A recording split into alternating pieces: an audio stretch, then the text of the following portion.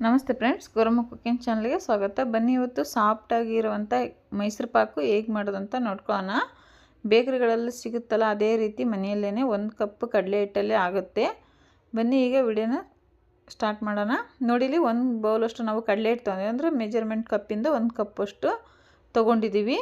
ಇದಕ್ಕೆ ಒಂಚೂರು ಅಡುಗೆ ಎಣ್ಣೆ ಹಾಕ್ಕೊಂಡು ಚೆನ್ನಾಗಿ ಮಿಕ್ಸ್ ಮಾಡ್ಕೊಳ್ಳೋಣ. ನೋಡಿ, ಈ ರೀತಿ ಚೆನ್ನಾಗಿ ಮಿಕ್ಸ್ ಮಾಡ್ಕೋಬೇಕು. ಅಡುಗೆ ಎಣ್ಣೆ ಹಾಕ್ಕೊಂಡ್ಮೇಲೆ ಚೆನ್ನಾಗಿ ಮಿಕ್ಸ್ ಮಾಡ್ಕೊಂಡ್ಮೇಲೆ ಜರಡಿ ಮಾಡ್ಕೋಬೇಕು. ಇದನ್ನು ಗಂಟಾಗಿರ್ತೈತಲ್ಲ, ಅದಕ್ಕೋಸ್ಕರ ಈ ರೀತಿ ಜರಡಿ ಮಾಡ್ಕೊಂಬಿಟ್ಟು ಇದನ್ನು ಪಕ್ಕಕ್ಕೆ ಎತ್ತಿಟ್ಕೊಳ್ಳೋಣ. ನೆಕ್ಸ್ಟ್ ಇಲ್ಲಿ ಒಂದು ಬಾಣಲೆ ಇಟ್ಕೊಂಡ್ಬಿಟ್ಟು ಅದೇ ಬೌಲಿಂದ 2 ಬೌಲು ಸಕ್ಕರೆ ಹಾಕ್ಕೊಂಡಿದ್ದೀವಿ. ಮತ್ತು ಅದೇ ಬೌಲಿಂದ 2 ಬೌಲು ಎಣ್ಣೆ ಕೂಡ ಕಾಯಕ್ಕೆ ಇಟ್ಕೋಬೇಕು. 1 ಕಪ್ ಕಡಲೆ ಹಿಟ್ಟಿಗೆ 2 ಕಪ್ ಸಕ್ಕರೆ, 2 ಕಪ್ ಎಣ್ಣೆ ತೊಗೊಂಡಿದ್ದೀವಿ ನಾವು. ಇದೇ ರೀತಿ ಅಳತೆ ಪ್ರಕಾರ ಮಾಡ್ಕೊಳ್ಳಿ. ನೀವು ತುಂಬ ಚೆನ್ನಾಗಿ ಮೈಸೂರು ಪಾಕು ಮನೆಯಲ್ಲೇ ಮಾಡ್ಕೊತೀರಾ. ಇಲ್ಲಿ ನೋಡಿ, 2 ಕಪ್ಪು ಸಕ್ಕರೆ ಹಾಕ್ಕೊಂಡಿದ್ದಿಲ್ಲ, ಅದಕ್ಕೆ 1 ಕಪ್ ನೀರು ಹಾಕ್ಕೊಂಡ್ಬಿಟ್ಟು ಸಕ್ಕರೆ ಕರಗೋದಕ್ಕೆ ಇಟ್ಕೊಳ್ಳೋಣ. ಇಲ್ಲಿ ನಾವು ಮೈಸೂರು ಪಾಕು ಮಾಡ್ಕೊಳ್ಳೋದಕ್ಕೋಸ್ಕರ ಕೇಕ್ ಮಾಡ್ತೀವಲ್ಲ ಆ ಥರ ಪಾತ್ರೆ ತೊಗೊಂಡ್ಬಿಟ್ಟು ಅದಕ್ಕೆಲ್ಲ ತುಪ್ಪ ಹಾಕ್ಕೊಂಬಿಟ್ಟು ಎಲ್ಲ ಕಡೆಗೂ ಈ ರೀತಿ ಸ್ಪ್ರೆಡ್ ಮಾಡ್ಕೋಬೇಕು. ಇಲ್ಲಿ ಸಕ್ಕರೆ ಕರಗ್ತಾ ಇದೆ. ಮಿಕ್ಸ್ ಮಾಡ್ಕೊತ ಸಕ್ಕರೆನ ಕರಗಿಸ್ಕೊಂಬಿಟ್ಟು ಒಂದೆಳೆ ಪಾಕ ಮಾತ್ರ ಬರೋವರೆಗೂ ನಾವು ಸಕ್ಕರೆನ ಕುದಿಸ್ಕೋಬೇಕಾಗುತ್ತೆ. ಸಕ್ಕರೆ ಚೆನ್ನಾಗಿ ಕರಗಿದೆ, ಇವಾಗ ಕುದಿ ಬಂದಿದೆ ನೋಡ್ಬೋದು. ಈ ಟೈಮಲ್ಲಿ ನಾವು ಚೆಕ್ ಮಾಡ್ಕೊತ ಇರಬೇಕು, ಪಾಕ ಬಂದತ್ತ ಇಲ್ಲ ಅಂತ ಹೇಳ್ಬಿಟ್ಟು. ನೋಡಿ, ಇನ್ನೂ ಬಂದಿಲ್ಲ, ಇನ್ನೂ ಸ್ವಲ್ಪ ಕುದಿಸ್ಕೊತೀವಿ ನಾವು. ಚೆಕ್ ಮಾಡ್ಕೊತ ಒಂದು ಸ್ವಲ್ಪ ಹೊತ್ತು ಕುದಿಸ್ಕೊಂಡ್ರೆ ಸಕ್ಕರೆ ಪಾಕ ಬೇಗನೆ ಬಂದುಬಿಡ್ತೈತಿ. ಅದಕ್ಕೆ ನಾವು ಚೆಕ್ ಮಾಡ್ಕೊತ ಇರಬೇಕು. 1-2 ಟೈಮ್ ಚೆಕ್ ಮಾಡ್ಕೊಂಡು ನಾವು ಮತ್ತೊಂದು ಟೈಮ್ ಚೆಕ್ ಮಾಡ್ಕೊತೀವಿ. ನೋಡಿ,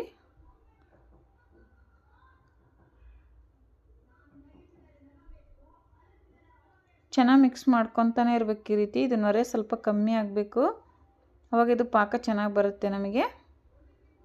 ನೋಡಿ, ಮತ್ತೊಂದು ಟೈಮ್ ನಾವು ನೋಡ್ಕೊತಿದ್ದೀವಿ. ಇವಾಗ ಒಂದೆಳೆ ಪಾಕ ಬರ್ತಾ ಇದೆ, ನೀವು ನೋಡ್ತಾ ಇರ್ಬೋದು. ಇಷ್ಟು ಬಂದರೆ ಸಾಕಾಗುತ್ತೆ. ಇಲ್ಲಿ ನಾವು ಕಡಲೆ ಹಿಟ್ಟು ಜಲ್ಡಿ ಮಾಡ್ಕೊಂಡು ಇಟ್ಕೊಂಡ್ವಲ್ಲ, ಅದನ್ನು ಹಾಕ್ಕೊತಾನೆ ಚೆನ್ನಾಗಿ ಮಿಕ್ಸ್ ಮಾಡ್ಕೋಬೇಕು. ಅಂದರೆ ಮಿಕ್ಸರ್ ತೊಗೋಬೇಕು. ಮಜ್ಜಿಗೆ ಎಲ್ಲ ಮಾಡ್ಕೊತೀವಿ ನಾವು, ಆ ರೀತಿ ತೊಗೊಂಡ್ರೆ ಯಾವುದೇ ರೀತಿ ಗಂಟಾಗಲ್ಲ. ಚೌಟು ಮತ್ತು ಸ್ಪೂನ್ ಆದರೆ ಗಂಟಾಗಿಬಿಡ್ತೈತಿ.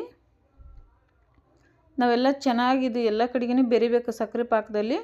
ಅಲ್ಲಿವರೆಗೂ ನಾವು ಇದರಲ್ಲೇ ಚೆನ್ನಾಗಿ ಮಿಕ್ಸ್ ಮಾಡ್ಕೋಬೇಕು. ನೋಡಿ, ಇವಾಗ ಚೆನ್ನಾಗಿ ಮಿಕ್ಸ್ ಆಗ್ತಿದೆ. ಚೌಟಿಂದ ನಾವು ಮಿಕ್ಸ್ ಮಾಡಿದರೆ ಇಷ್ಟು ನೀಟಾಗಿ ಮಿಕ್ಸ್ ಆಗಲ್ಲ, ಇದು ಗಂಟಾಗಿಬಿಡ್ತೈತಿ ಕಡಲೆ ಹಿಟ್ಟು.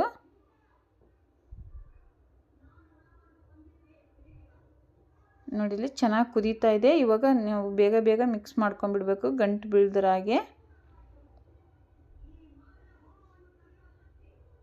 ನೋಡಿದ್ರಲ್ಲ, ಒಂದು ಗಂಟು ಇಲ್ದಿರ ಹಾಗೆ ಎಷ್ಟು ಚೆನ್ನಾಗಿ ರೆಡಿ ಆಯ್ತು ಅಂತ ಹೇಳ್ಬಿಟ್ಟು. ಇವಾಗ ಕುದೀತಾ ಇದೆ. ಪಕ್ಕಕ್ಕೆ ಎಣ್ಣೆ ಕೂಡ ಕಾದಿತ್ತಲ್ಲ, ಇವಾಗ ಕುದಿಯುವಾಗನೇ ನಾವು ಮಿಕ್ಸ್ ಮಾಡಿದ ತಕ್ಷಣ ಕುದೀತಾ ಇರ್ತೈತಲ್ಲ, ಅವಾಗ ನಾವು ಎಣ್ಣೆ ಹಾಕ್ಕೊತ ಚೆನ್ನಾಗಿ ಮಿಕ್ಸ್ ಮಾಡ್ಕೋಬೇಕು.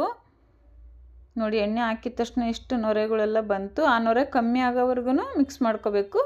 ಮತ್ತು ನಾವು ಕಾದಿರೋಂಥ ಎಣ್ಣೆ ತೊಗೊಂಡ್ಬಿಟ್ಟು ಮತ್ತೆ ಹಾಕ್ಕೋಬೇಕು.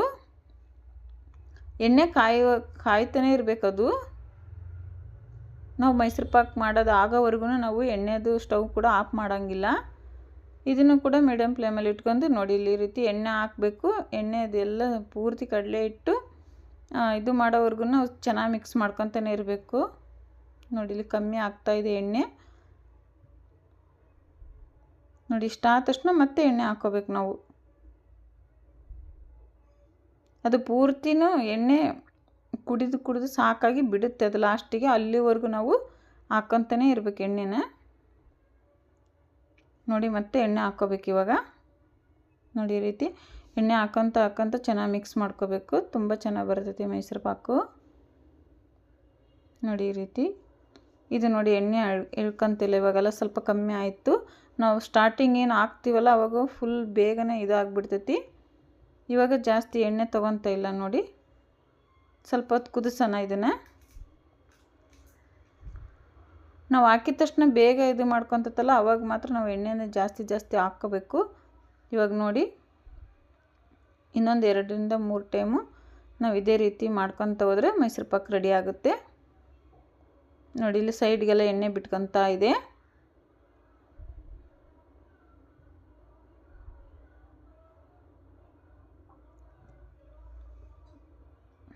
ನಾವೇನು ಸ್ಟಾರ್ಟಿಂಗ್ ಎಣ್ಣೆ ಹಾಕುವಾಗ ಇರುತ್ತಲ್ಲ ಅದೇ ರೀತಿ ಕೊನೆವರೆಗೂ ಇರಲ್ಲ, ಚೇಂಜ್ ಆಗ್ತಾ ಹೋಗುತ್ತೆ. ನಮಗೆ ಗೊತ್ತಾಗುತ್ತೆ ಅದು ಚೇಂಜ್ ಆಗೋದೆಲ್ಲ. ನೋಡಿ ಇವಾಗ ಎಣ್ಣೆ ಎಲ್ಲ ಬಿಡ್ತಾ ಇದೆ, ಹೀರ್ಕೊತಾ ಇಲ್ಲ.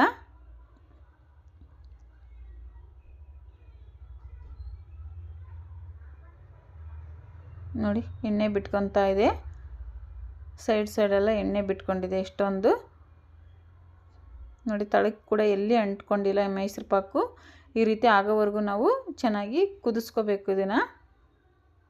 ನೋಡಿ ಇವಾಗ ರೆಡಿ ಆಯಿತು. ನಾವು ಬೇಗ ಇದಕ್ಕೆ ಪಾತ್ರೆಗೆ ಹಾಕೊಂಡ್ಬಿಡ್ಬೇಕು. ತುಪ್ಪ ಹಚ್ಚಿಟ್ಕೊಂಡಿರೋಂಥ ಪಾತ್ರೆನ ಮೊದಲಿಗೆ ರೆಡಿ ಮಾಡಿ ಇಟ್ಕೊಂಡ್ಬಿಡ್ಬೇಕು. ಇವಾಗ ಇದಕ್ಕೆ ಹಾಕೊಂಡ್ಬಿಟ್ಟು ನೋಡಿಲಿ ಸ್ವಲ್ಪ ಹೊತ್ತು ಒಂದು 10ರಿಂದ 20 ನಿಮಿಷ ಇದನ್ನು ತಣ್ಣಗಾಗೋದಕ್ಕೆ ಬಿಡೋಣ. ಇವಾಗ ಮುಟ್ಟಿ ನೋಡಿದ್ರೆ ಸ್ವಲ್ಪ ಗಟ್ಟಿಯಾಗಿತ್ತು. ಇವಾಗ ನಾವು ಚಾಕು ತಗೊಂಡ್ಬಿಟ್ಟು ನಮಗೆ ಯಾವ ಶೇಪ್ ಬೇಕೋ ಆ ಶೇಪಿಗೆ ಮೈಸೂರು ಪಾಕನ್ನು ಕಟ್ ಮಾಡ್ಕೋಬೇಕು. ನೋಡಿ ಈ ರೀತಿ. ನಾವಿಲ್ಲಿ ದೊಡ್ಡ ಸೈಜೇ ಮಾಡ್ತಾಯಿದ್ದೀವಿ, ಮಧ್ಯಕ್ಕೆ ಇನ್ನೊಂದು ಭಾಗ ಮಾಡ್ಕೊತೀವಿ ನಾವು. ಅದಕ್ಕೋಸ್ಕರ ಈ ರೀತಿ ದೊಡ್ಡ ಸೈಜೇ ನಾವು ಕಟ್ ಮಾಡ್ಕೊತಾ ಇದ್ದೀವಿ. ನೋಡಿ ಇಷ್ಟು ತಣ್ಣಗಾದ್ಮೇಲೆ ಈ ರೀತಿ ಚಾಕುದಿಂದ ಸ್ವಲ್ಪ ಮಾರ್ಕ್ ಮಾಡಿ ಬಿಟ್ಕೋಬೇಕು. ಆಮೇಲೆ ಪೂರ್ತಿ ತಣ್ಣಗಾದ್ಮೇಲೆ ನಮಗೆ ಕಟ್ ಮಾಡೋಕ್ಕೆ ಬರಲ್ಲ ಅದು.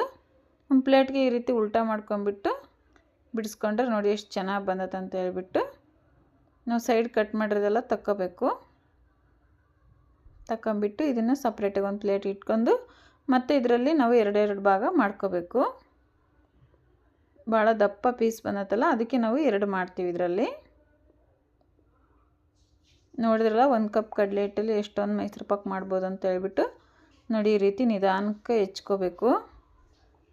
ನೋಡಿದ್ರಲ್ಲ ಎಷ್ಟೊಂದು ಮೈಸೂರು ಪಾಕ್ ಆಗ್ಯಾವು 1 ಕಪ್ ಕಡಲೆ ಹಿಟ್ಟಲ್ಲಿ. ನಿಮಗೆ ಹೇಗೆ ಅನಿಸ್ತಂತ ಕಮೆಂಟ್ ಮಾಡಿ.